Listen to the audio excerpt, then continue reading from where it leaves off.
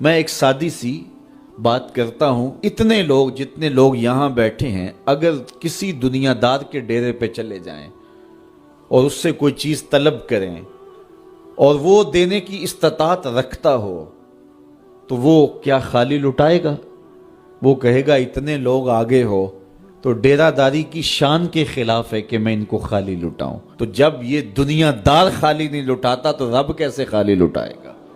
جب بندے اس کی دہلیز پہ چل کے آ جائیں تو وہ بندوں کی ضرورتوں کا کفیل ہے اور ان کے ہر درد کو جانتا ہے اور ان کی ضرورتوں کو پورا کرتا ہے۔ علماء نے کہا دعا ہر صورت قبول ہوتی ہے، یا تو یہ ہے کہ فوراً قبول ہو جاتی ہے، جو مانگا فوراً مل گیا، اور کبھی ایسا ہوتا ہے کہ فوراً نہیں ملتا، حکمت ہوتی ہے اور فوری دینا مناسب نہیں ہوتا تو اس کو فوری نہیں دیا جاتا، لیکن دعا بعد میں کچھ عرصے کے بعد اس کی ڈیمانڈ پوری کر دی جاتی ہے۔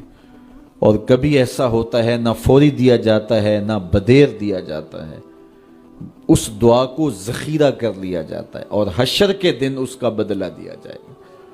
اور روایت میں آتا ہے حشر کے دن جب ان دعاؤں کا بدلہ دیا جائے گا جن کا بدلہ دنیا میں نہیں ملا تھا تو لوگ آرزو کریں کہ کاش کہ دنیا میں کوئی دعا قبول ہی نہ ہوئی ہوتی، سارے صلے آخرت میں ملتے۔ اللہ اکبر۔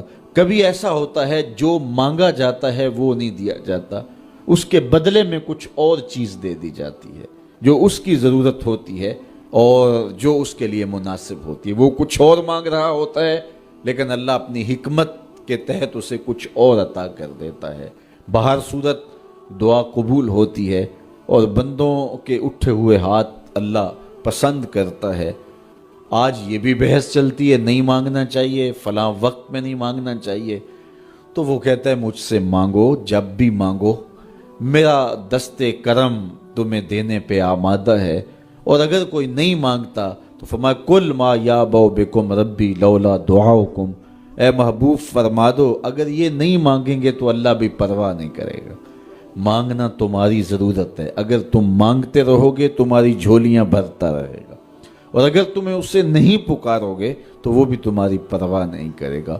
تو اس کے حضور دعائیں مانگو، اپنی آرزویں پیش کرو، اپنی تمنائیں اس کے حضور پیش کرو۔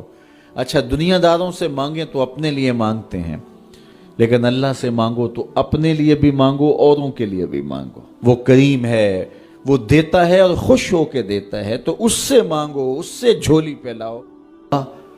اللہ سے راز و نیاز کی باتیں، جو باتیں بندہ کسی سے نہیں کر سکتا وہ اپنے رب سے ڈائریکٹ کرتا ہے، اپنے دل کے سارے دکھڑے اپنے رب کی دہلیز پہ رکھتا ہے اور اپنی ساری ضرورتیں مالک کی چوکھٹ پہ رکھ دیتا ہے، اور اس سے مانگتے ہوئے بندے کو شرم نہیں آتی، حیا نہیں آتا، بلکہ اس سے مانگتے ہوئے فخر محسوس ہو رہا ہوتا ہے کہ میں اپنے رب سے مانگ رہا ہوں۔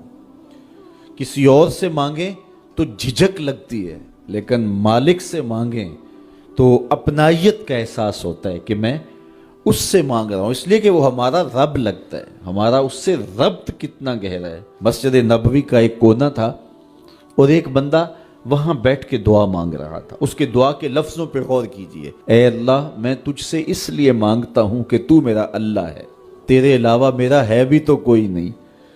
تو یہ وہ دعا مانگ رہا تھا اور مسجد نبوی کے کونے میں بیٹھا تھا۔ حضور نے دیکھا تو ایک صحابی سے کہا وہ جو دعا مانگ رہا ہے اس کو جا کے بتا دو تمہاری دعا قبول ہو گئی ہے۔ وہ مانگ اس ڈھب سے رہا ہے۔ تو یہ دعا اپنے رب سے نیاز ہے، دعا خود عبادت ہے۔ جب تمہاری ضرورتوں کا کفیل وہ ہے تو پھر اس سے نہیں مانگیں گے تو کس سے مانگیں گے؟ اور جب اس سے بندہ مانگتا ہے تو پھر وہ مانگنے والے کی لاج بھی رکھتا ہے۔ ان ربکم حیی کریم یستحیی من عبدہ اذا رفع یدہ ان یردہما صفرا۔ تمہارا رب حیا کرنے والا کریم ہے، جب بندے اس کے سامنے ہاتھ پھیلا کے دعا مانگتے ہیں اللہ فرماتا ہے مجھے شرم آتی ہے ان کے اٹھے ہوئے ہاتھ خالی کیسے موڑوں۔ جب انہوں نے مجھ سے مانگا ہے تو میں نے بھی نہ دیا تو کون دے گا؟